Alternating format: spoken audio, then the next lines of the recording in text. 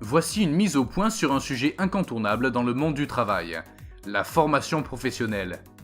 Faisons un état des lieux des formations en Belgique. La première question à se poser est de savoir ce à quoi a droit un travailleur comme formation au sein de son entreprise.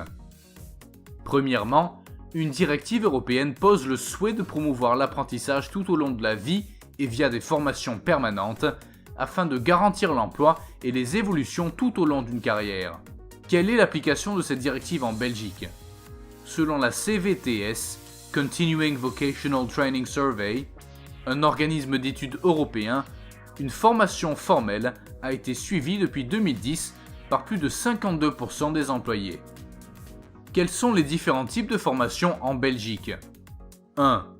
L'acquisition d'une nouvelle corde à son arc, apprendre un nouveau métier. 2. Le développement personnel. 3. Les qualifiantes. Relevons qu'en Belgique, les plus demandés sont centrés sur le développement personnel et l'apprentissage de langues. Faire une formation, c'est bien, mais quels en sont ses réels avantages pour les employés ? Sans nul doute, il y en a toute une série. Voici les plus relevantes. L'amélioration de ses compétences. Apprendre à travailler plus efficacement. Obtention d'une promotion au sein de son entreprise. Obtenir un salaire plus attractif. La possibilité d'une nouvelle orientation professionnelle. Avoir de nouveaux atouts pour mieux se vendre auprès d'une autre entreprise. Obtenir une nouvelle certification. Officialiser son expérience par un diplôme. Du côté des employeurs, cela permet d'avoir des employés plus qualifiés, plus efficaces et polyvalents. D'après une enquête de Kluwer Formation au niveau de nos entreprises belges, les budgets de formation dépassent rarement les 1% de la masse salariale. On peut aussi relever que 35% des responsables RH déclarent que leur masse salariale a augmenté, mais à contrario, seulement 26% affirment avoir augmenté leur budget formation. L'étude révèle aussi les moins bons élèves. En effet, les moins généreuses sont les petites entreprises de moins de 50 employés et les grandes entreprises de 200 collaborateurs.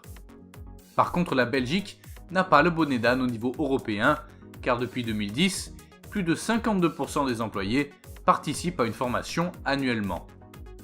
Voici quelques bonnes pratiques afin de bien choisir sa formation. D'abord, il faut se poser les bonnes questions sur son projet professionnel, relever ses compétences et en faire son bilan. Ensuite, il faut analyser la formation en elle-même. Par exemple, s'intéresser aux modalités d'accès, son déroulement et sa durée. Vérifier le sérieux de l'organisme de formation, les débouchés et la reconnaissance sur le marché du travail. Et enfin, s'assurer que la formation est en adéquation avec le marché de l'emploi. Choisir sa formation, c'est très important. Faire un mauvais choix, c'est peut-être ne pas décrocher le job de rêve. Mais en plus, c'est du temps et de l'argent perdu. Par contre, choisir la bonne formation, c'est être plus intéressant sur le marché du travail. En effet, de nombreuses personnes ont pu accéder au poste convoité après une formation. Le multilinguisme est un plus, mais quels en sont ses avantages ? Voici une vue rapide sur les bénéfices de parler plusieurs langues. C'est un réel avantage pour l'employé, mais aussi pour son entreprise.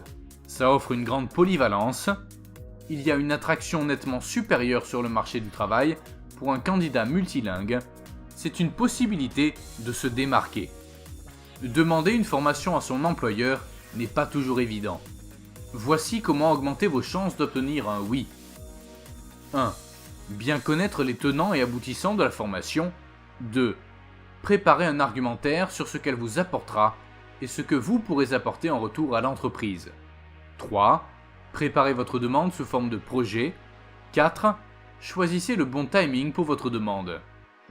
Si votre employeur ne veut pas investir en vous, vous pouvez toujours trouver une entreprise qui le fera. Faites le bilan de votre carrière. Choisissez une carrière que vous aimez.